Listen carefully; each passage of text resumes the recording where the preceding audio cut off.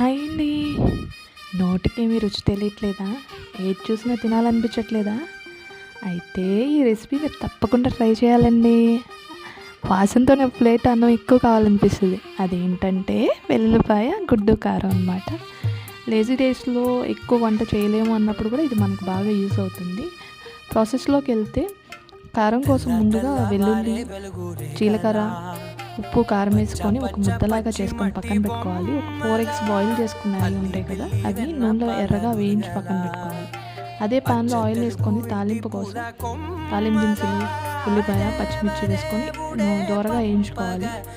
మనం పక్కన పెట్టుకున్న ముద్ద ఉంది కదా, వెల్లిపాయ కారం ముద్ద, అది తీసుకొచ్చి ఆయిల్లో వేసి పచ్చివాసన పోయేదాకా వేయించుకుని తర్వాత మనం వేయించి పక్కన పెట్టుకున్న ఎగ్స్ కూడా దీంట్లో యాడ్ చేసేసి ఒక 5 మినిట్స్ పెట్టేసి పక్కన పెట్టేసుకోవడం.